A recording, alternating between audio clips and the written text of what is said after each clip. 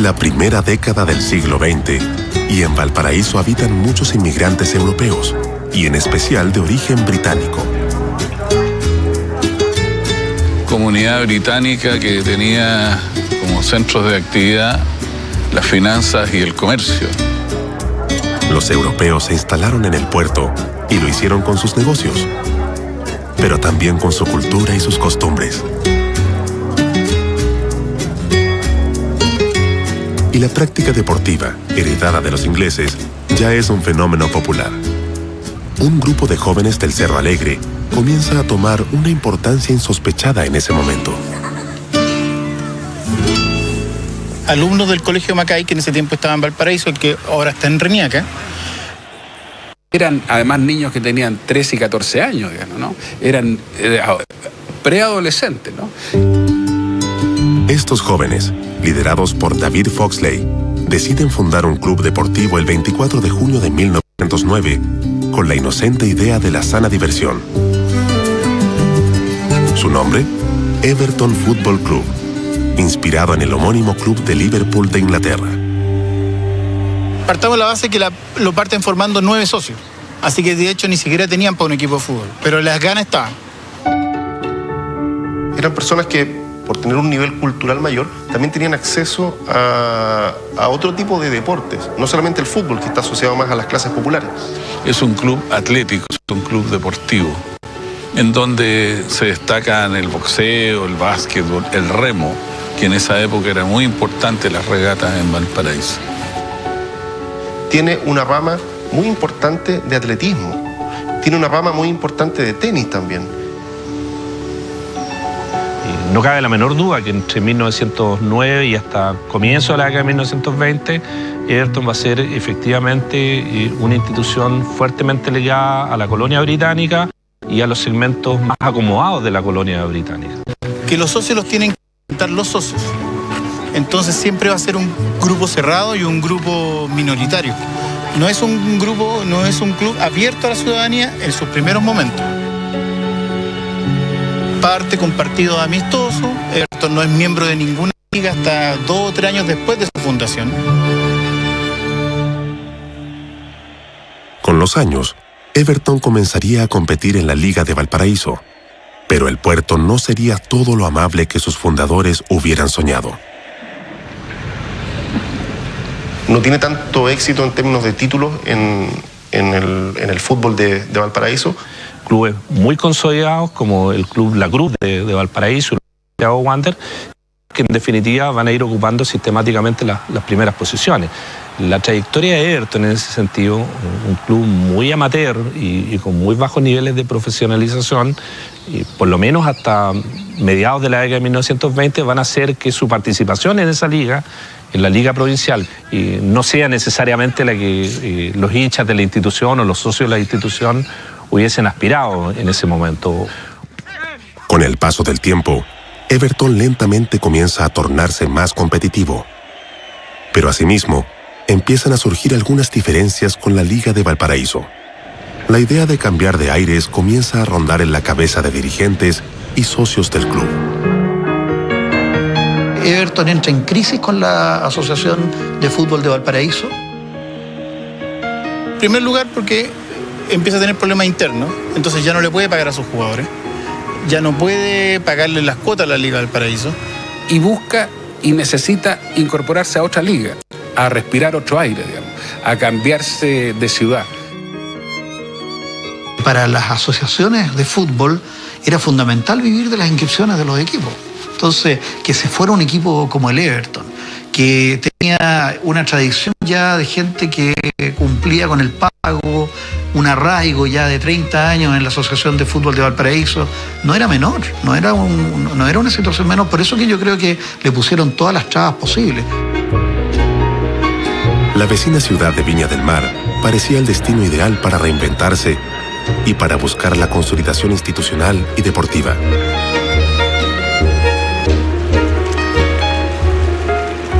Viña del Mar es una ciudad que tiene un desarrollo del fútbol en términos de asociaciones más tardío que Valparaíso.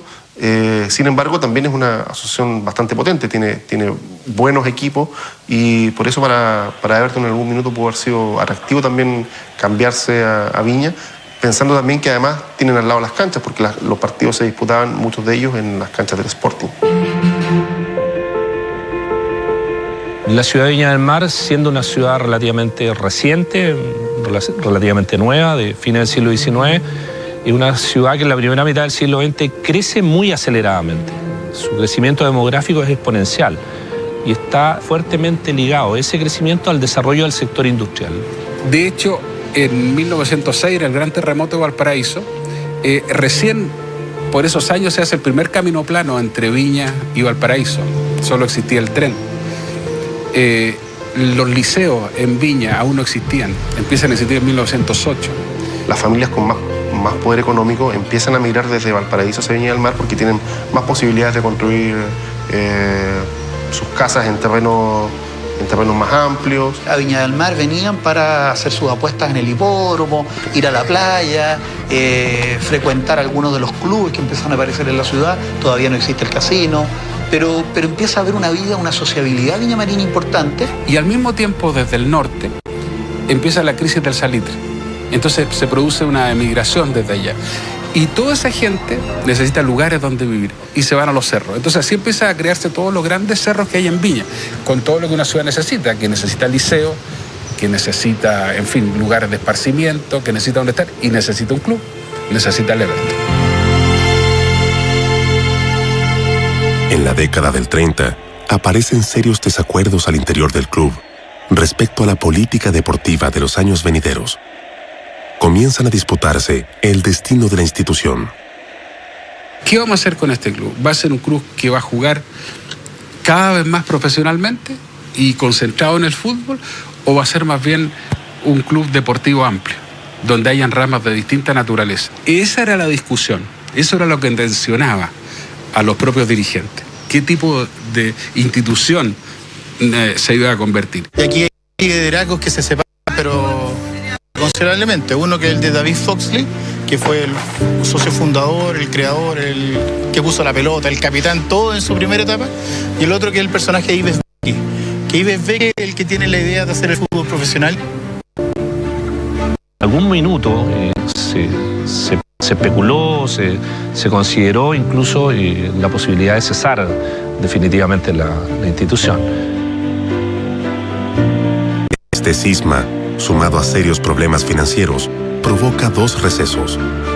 El primero solo duraría 1 año y el segundo tuvo al club sin participar en competencias por un lustro, poniendo en serio riesgo el futuro de la institución. Sin pretenderlo, Viña del Mar le daría a Everton las fuerzas para revivir. En el 42 hay una nueva directiva, formada nuevamente por otras personas más, que logran hacer una campaña de captación de socios. Logran juntar 1000 socios, de los cuales ya muchos son de Viña. Con esos socios logran reflotar la idea del club deportivo, dedicado exclusivamente al fútbol, y tienen la idea de, para captar dinero, hacer unos partidos internacionales. Así que después de que durante los años 30 fue un desastre la historia de Everton, salvo el campeonato del 31, el primer partido de fútbol que juega Everton es en el año 42 con Peñarol, en el Estadio Valparaíso, y van 11.000 personas. Y ahí ellos se dan cuenta de que, no, por este lado va la cosa. Entonces, ese tipo de cosas, sumado a la decisión de la Asociación Central de Fútbol de invitar a Wanderers y a Everton a participar de la competencia nacional, hace que Everton ya definitivamente se desligue de Valparaíso y ahí ya empiece a competir como Everton de Viña del Mar. Eso provoca que poco a poco Everton efectivamente se vaya identificando con la ciudad y con toda la ciudad, digamos, no solamente con la parte, digamos, más acomodada de Viña del Mar. O sea, efectivamente Viña del Mar le significó a ellos como un renacer pero ya con pantalones largos. Everton entraba en una nueva etapa. Por fin tendría la oportunidad de ser lo que sus socios y sus dirigentes habían deseado. Iniciarían un nuevo camino de insospechadas consecuencias.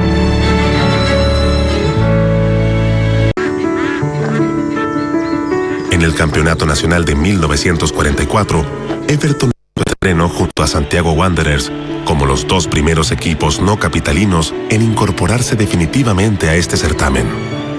Las primeras participaciones fueron más bien pobres. El 44 son últimos, el 45 son penúltimos, o sea, peor que eso no te puede ir. La gracia está que no haya descenso. No tenían la capacidad de competir con los equipos santiaguinos como Magallanes, Audax Italiano, Colo-Colo, que eran equipos que habían empezado a tomar bastante importancia.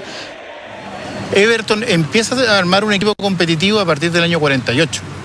Porque las reservas del Everton obtienen el título de campeón. Y se juntan tres factores. Un presidente bueno, que era el doctor Oscar Marín, un entrenador que había sido un exjugador de Everton que se llama Martín García, y por supuesto la llegada de René Meléndez. Aparece en escena una figura que marcaría un antes y un después en la historia del club. René Meléndez llegaría a Everton para quedarse. Nace en la oficina salitrera del norte, de Santa Elena. Y él tenía así el don del fútbol. Y los clubes en ese tiempo recorrían Chile, ¿no? A René Meléndez lo descubre la gente de Santiago Morning. ¿Y qué es lo que hace Santiago Morning? Lo comenta, pero no se lo trae. ¿Y qué es lo que hacen los dirigentes del Everton? Si están buenos, vamos a verlo, y se lo trajeron. Y un jugador descollante, es excepcional. De muy rica técnica, sobre todo de la pegada. Era de un jugador, sobre todo adentro del área, era guapísimo, tanto en la parte para el finiquito como el cabezazo. Era un jugador que jugaba muy bien en lo colectivo. Lo que se cuenta que él no era de hacer un gol o lanzar de 25 o 30 metros. Era de hacer los goles muy técnicamente, de poner la pelota, de ubicarla muy bien. Por eso que fue seleccionado tanto tiempo. Le enseñaba a los chicos en los entrenamientos a patear penales, a patear tiros libres. El ídolo máximo que tiene la ciudad, el ídolo máximo que tiene Everton. Hasta el fin de sus días, él trabajaba como taxista afuera del casino. Se casó con una viña marina, sus hijos vivían en Viña del Mar. Entonces es una persona muy, muy identificada con Everton. Sí, incluso un tiempo que el estadio querían que llevara su nombre. Y yo creo que debiera ser así.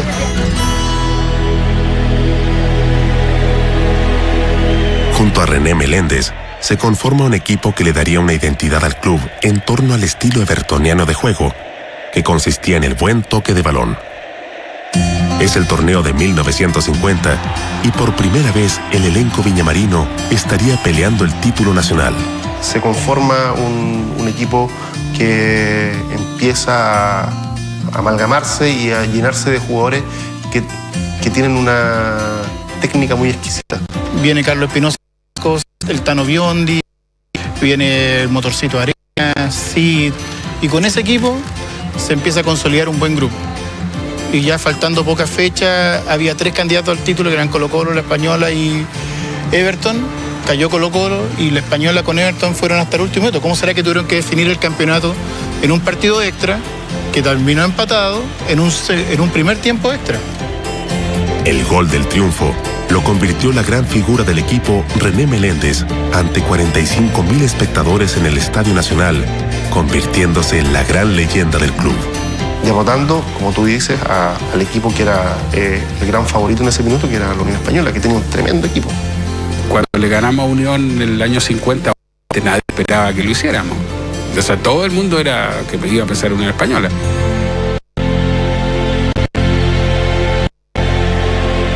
Yo creo que ese tratamiento que se le da a Everton en ese minuto corresponde a este paternalismo y centralismo que se ejerce desde la prensa, en el sentido de pensar que no se la va a poder, que por no venir de la capital, por ser un equipo de Viña del Mar, es un equipo que no está preparado para ser campeón. Y se convierte en el primer campeón de provincia el año 1950, apenas 6 años después de haberse integrado a la competencia de Santiago, y lo vuelve a hacer el año 1952. Y se mantuvo todos esos años en los primeros lugares, o disputando los primeros lugares. Entonces eso, claro, le dio otra categoría. Y a mí me parece que esos éxitos del año 50 y del 52 tiene mucho que ver con el desarrollo institucional del club. Que esa directiva se volcó a la ciudad. y buscó el apoyo de los diferentes estratos de la ciudad, del empresariado, del municipio, del casino y de la gente común y corriente.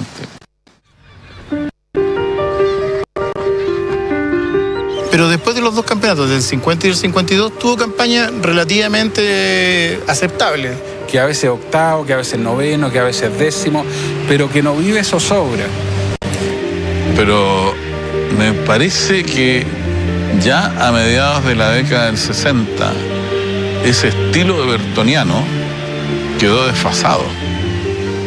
No, los sistemas que inventaron en Italia o que inventaron en la Argentina y que adoptaron algunos clubes acá no se aplicaron en el Everton. Claro, en el año 72, ya después de varios años de campaña relativamente discreta, Everton baja por primera vez a segunda división. El equipo perdimos 7, 8, 10 veces seguidas, no se puede, digamos, no había manera de salir adelante, digamos, ¿no? Un espanto.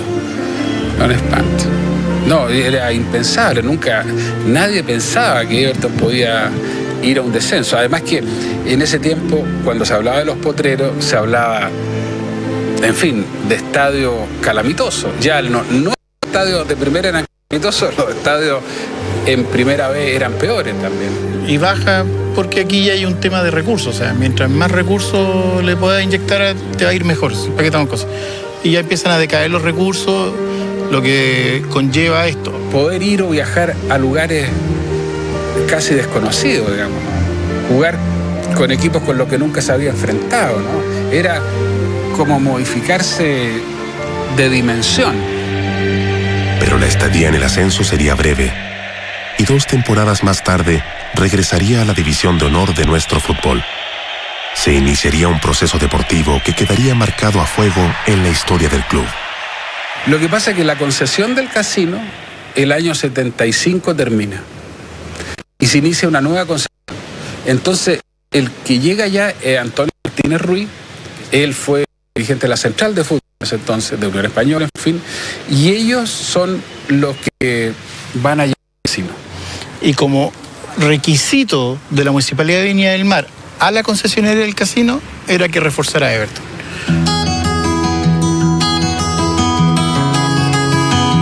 Instala un concepto que hoy día está muy de moda a propósito de las sociedades anónimas deportivas, pero que en esa época era como pionero o novedoso, que era el fútbol empresa.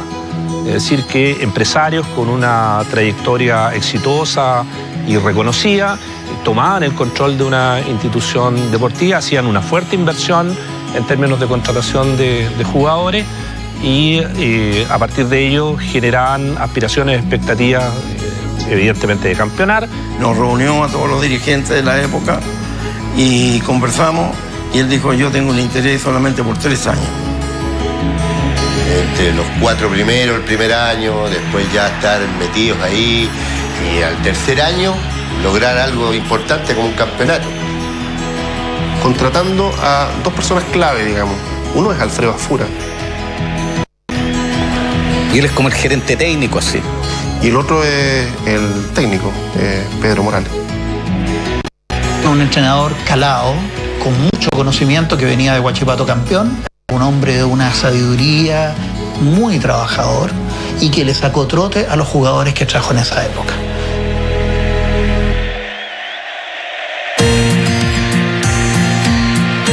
Se trajeron a los mejores jugadores después a la quinta región. Y empieza a ver los vehículos que llegaban. Flaco Espedaletti, un tremendo auto, Polo Vallejo, Mario Salinas, Mario Galindo. ¿Para qué te cuento? Marcos Conigliano, jugadores que han traído, Brunel. A Sergio Humá, el negro Humá, que era un jugador argentino, lateral izquierdo, José Luis Ceballos, que venía de San Lorenzo. Julio Núñez, que era el lateral izquierdo también. Tantos grandes jugadores que hicieron historia en el fútbol chileno. Chuta, ¿dónde los metimos? Entonces de ahí ya nos recibe don Pedro Morales y nos da una charla donde ¿por qué los dejó? Los había tenido casi a todos nosotros, en diferentes clubes. Así que según él, traía la persona y el jugador. Para mí fue grato contarme con la categoría de los jugadores con quien iba a jugar yo. Era un sueño. de verdad. Fue una revolución total. Cada entrenamiento que hacía Everton se juntaban 800, 1000, 1200 personas en los entrenamientos. Y bueno, y todo era un acontecimiento, tanto en la prensa local como en la prensa de Santiago igual. Y es un equipo que se armó para ser campeón. Es un equipo que parte el año 76 en el verano con la Copa Viña del Mar. Se inicia la Copa Viña del Mar con este Everton, que la gana. Es un equipo que golea a River Plate de Argentina 6-1, un equipo argentino que tenía Pasarela, Luque, Gallego, Fillol al arco. Entonces todo el mundo esperaba que Everton fuera campeón. O sea, es un equipo que se armó para ser campeón. Era un juego muy bonito, jugado desde atrás, desde los arqueros, el Polo con el Rafael Grillo, que es un brasilero, salían jugando muy bien la pelota desde atrás. Esta es una gran maniobra de Camilo Bessi, el zurdo, y es un golazo de Everton. Era un equipazo. Yo tenía compañeros que daban ganas de yo jugando dentro del cancha y ir a pedirle una autógrafa a mi compañero que estaba jugando. El otro gran equipo del año 70 es la Unión Española. Entonces la Unión Española, que venía a ser campeón en 75, venía a ser campeón en 73, no le perdió pisada a Everton. Ambos equipos terminarían el torneo en igualdad de puntaje y nuevamente tuvieron que jugar un partido de definición en el Estadio Nacional ante más de 60.000 personas. Everton lleva mucha gente, caravanas de buses de gente de Everton a ese partido. Rechaza la pelota Unión. Va a insistir Mario Galindo. El primer partido empatan a 0 y el segundo partido en el Estadio Nacional ahí lo gana Everton. El segundo partido fuimos superiores totalmente. Hicimos los goles en los momentos justos. Y mira la salida por Cáceres. Se va como volante izquierdo. Hay un buen contragolpe para Everton. Ahumada por el centro, Ceballos por izquierda. La pelota para Ahumada. Y gol de Everton.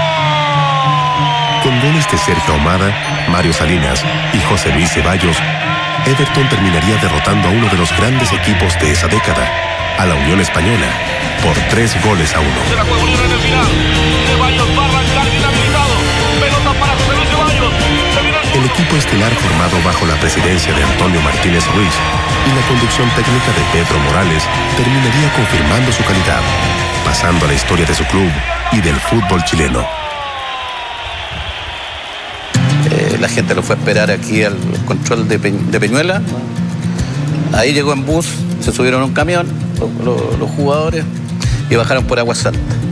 Pero nos demoramos como 5 horas en llegar a la sede del club, porque los trenes parados en Agua Santa, lleno de gente, pero impresionante, impresionante. Eso es una cosa muy linda.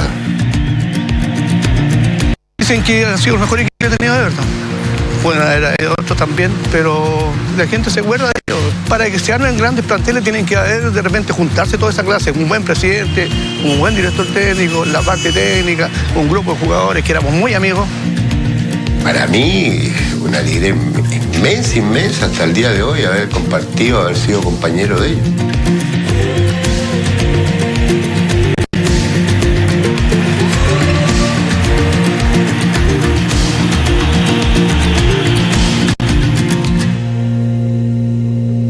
Disfrutaban su primera participación en la Copa Libertadores en su edición del año 1977, con una digna campaña. Después de eso ya no hay más fútbol empresa. El Antonio Martínez Ruiz y su familia siguen conectados, pero no con esa intensidad y con esa inversión. Y de alguna forma el equipo empieza de nuevo a convertirse en otra cosa, digamos.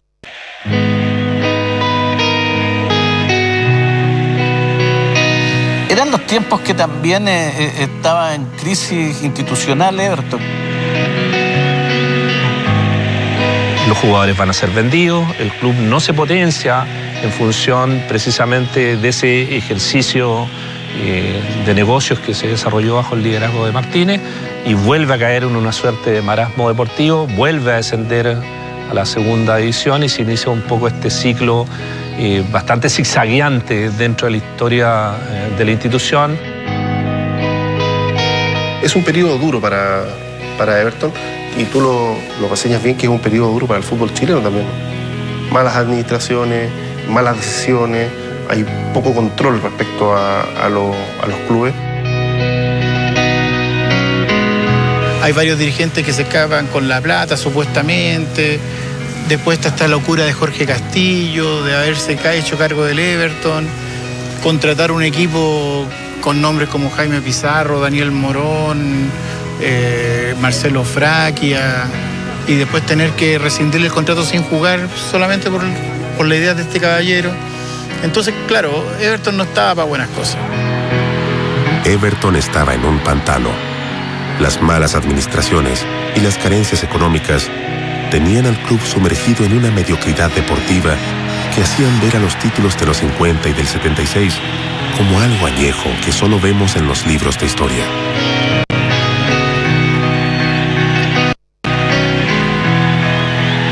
Mucho tiempo, en el año 2007, comienza a escribirse una historia que puede dar una nueva oportunidad para volver a brillar. Llegaron muchísimos jugadores, hicieron como un equipo estelar y en esa campaña lamentablemente no se anduvo bien. Y el equipo fue un desastre.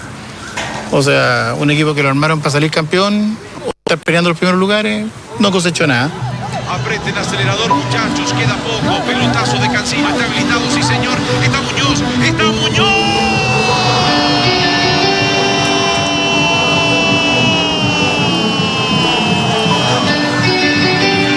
Y pierden el clásico con Wanderers en el segundo semestre, en Playa Ancha. Termina saliendo Chicho García de la banca y llega efectivamente Nelson Acosta. No fue fácil, o sea, en principio lo que primaban, obviamente, cuando está en esa situación son los resultados. Y los resultados no se dieron tan bien como uno esperaba. De hecho, estuvimos prácticamente hasta la última fecha pendiente de otros resultados, a ver si quedamos en liguilla. Comenzaba otro torneo, una nueva historia. El cuerpo técnico liderado por Nelson Acosta comenzó a formar un nuevo plantel con muchos jugadores que no eran tomados en cuenta en otros clubes, otros conocidos de aventuras anteriores y otros que, sin saberlo, se convertirían en verdaderos cómplices dentro del rectángulo verde. Algunos jugadores más avesados como Rivero, Jaime, que es un talento puro. Yo, de los jugadores que he visto en mi vida, de los que mejor he tocado la pelota, de los que mejor he entregado una pelota, el que asistía mejor, ha sido Rivero, sí. Como Canillo, que ya tenían su cierto nombre, y otros que venían a hacerse un nombre a Chile, como Miralles. O sea, Miralles no lo conocí, era un jugador absolutamente desconocido. Fue probablemente el más notable, no solamente por su rendimiento futbolístico, sino que por el grado de identidad que construyó con Everton. En un principio, cuando recién llegó, perdí una cantidad de goles tremenda y después pelota que tomaba la mandaba adentro. Entonces, y esos momentos los tienen los jugadores. Se conformó muy buen plantel, jóvenes, experiencia, ganas, había de todo.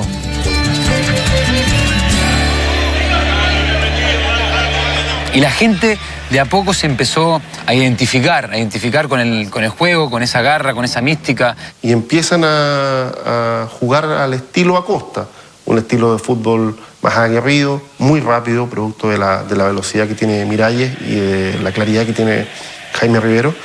Y se forma un equipo y empieza a funcionar como equipo y se produce esa sinergia. En la fase regular, Everton terminó en la 5ª posición, clasificando de esta manera a los playoffs. Se cumplía el primer objetivo. A nosotros nos tocó jugar con Audax Italiano. Esa era la primera ronda.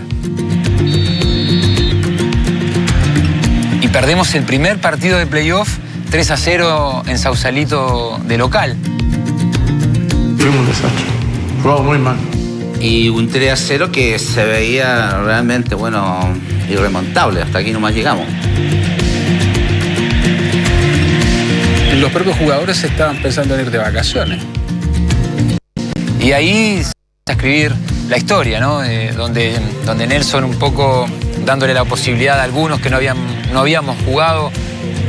No estuvo conforme con el rendimiento de muchos de ellos. Con la ilusión de poder revertir no sé si dar vuelta completamente el resultado, pero sí dejar una buena imagen en el partido de regreso. El partido de vuelta se jugó en el Estadio Monumental. Promediando el segundo tiempo, Everton ganaba por 3-1, con 2 goles de Canío y 1 de Miralles. Solo faltaba un tanto para lograr lo impensado, hasta que se llegó a los descuentos. Canío se la toca a Miralles y Miralles, bueno, según lo que manifiesta después, Miralles que pensó pegarle, ya, pero vio muchas piernas, así que tiró al centro. Pareció el más imprevisto porque estaban todos los otros con marca y ese Oviedo de atrás y bueno, hizo el gol de su vida, porque yo creo que le pega 2 o 3 veces más y lo manda afuera. Así que dijo él, no, profe, yo aseguré el chancho nomás y le pegué por de interno. Y ahí fue cuando nos empezó a entrar el bichito ya de poder hacer algo más. No sé si salir campeón, pero sí podíamos lograr algo importante.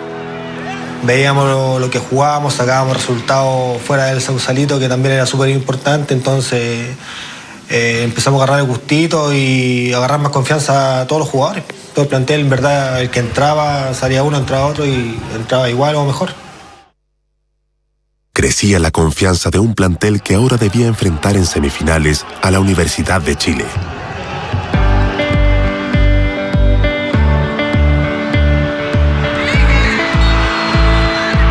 Un triunfo en el partido de ida en Santiago por 3-1 y un empate a 1 en el Sausalito ubicaron contra todo pronóstico a Everton en la final del torneo.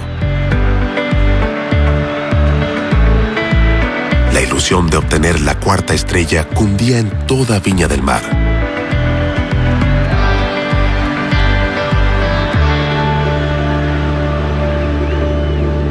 Una cena que hubo con los dirigentes, que está Toño Blois, Toño Martínez, estaba Nelson y estaba yo. Hablábamos de que lo que venía y estábamos sabiendo de que la otra llave era Colo-Colo Ñublense. Ojalá pase Ñublense, dicen los dirigentes. Yo digo, ojalá pase Colo-Colo, pero profe, ¿cómo va a pasar? Sí, le dije yo, pero es muy diferente ganar en una final a Colo-Colo que a Ñublense, le dije yo. No hay cosa más bonita que ganarle a Colo-Colo en una final. Finalmente, Colo-Colo se convertiría en el último escollo de Everton. Un duro desafío, dados los pergaminos que ostentaba el equipo popular.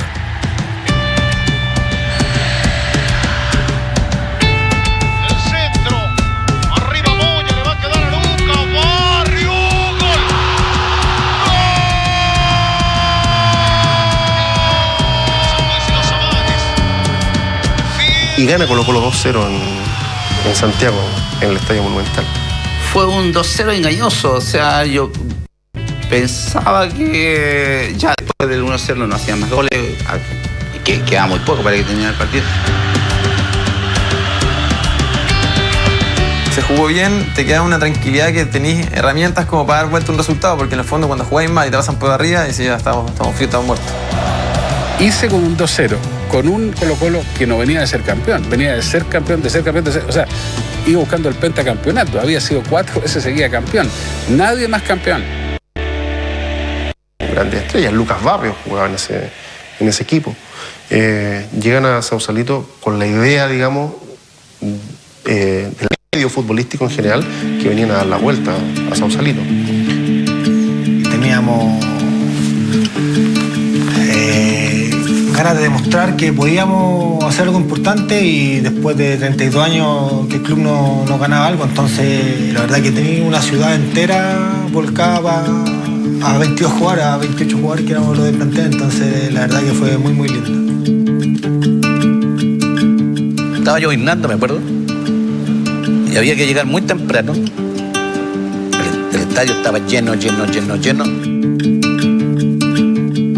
Cuando llegamos al estadio y salimos a la cancha, era esa ganas de correr que no podía parar. No podía parar. Y así se reflejó los primeros 10 minutos, salimos con todo.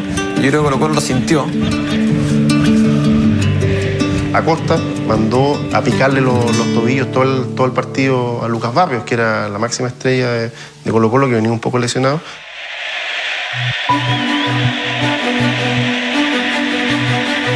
Anulan el poder ofensivo de Colo-Colo. Estábamos nerviosísimos porque, como decíamos, teníamos el control del partido, tuvimos las mejores ocasiones en el primer tiempo.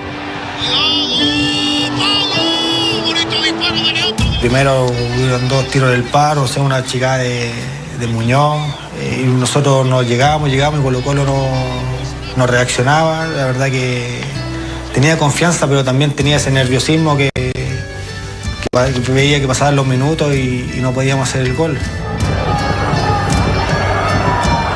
En el tiempo hablamos un poco, hicimos algunas modificaciones, pero más lo que le hablé fue que estábamos bien, que fue una cosa que no se pueden dejar caerse, que en segundo tiempo podemos ganar partidos sin problema. Entonces, ¿para qué no? Si ya Colo-Colo no nos ha hecho daño, entonces menos lo va a hacer ahora. Dije, tenemos los 45 minutos restantes. Y dale con todo que tiene que salir primero el gol, pues. Así como que fue corto, no había mucho que hablar en verdad.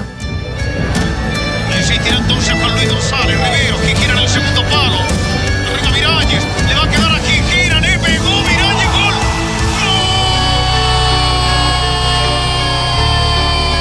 Y ahí menos mal que se dio el primer gol.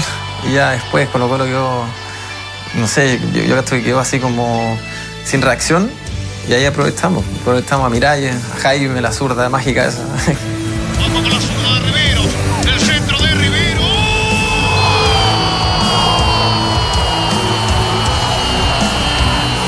El centro ese que hace Jaime, que nadie la roza, la deja picar el Tigre, se le mete. Mirábamos el tiempo y cuando llega el tercero te digo que explotó.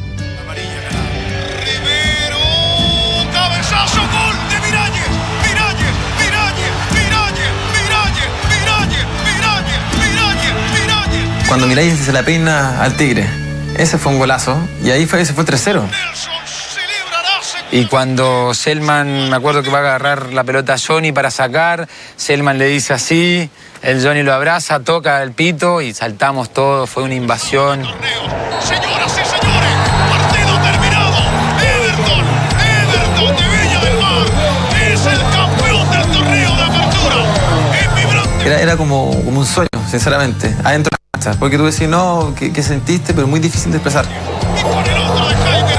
Para uno siempre trabaja todos los días para poder lograr algo que la verdad te llene y te dé esa felicidad.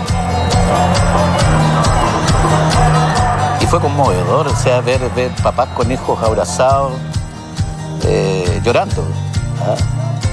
Es donde mejor se jugó, es donde los tiros en los palos estuvieron a favor de Everton, es donde se vio solamente a Everton.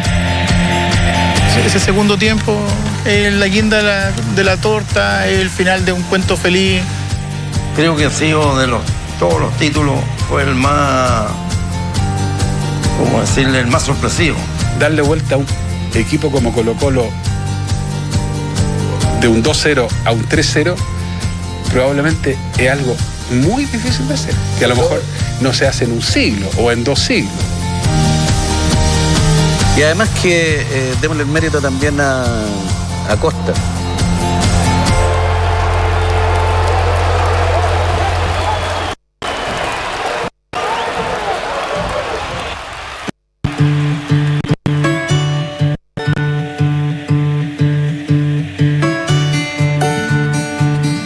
Lo logramos y ahí porque los jugadores respondieron muy bien, entonces, y jugaron y querían ser campeones.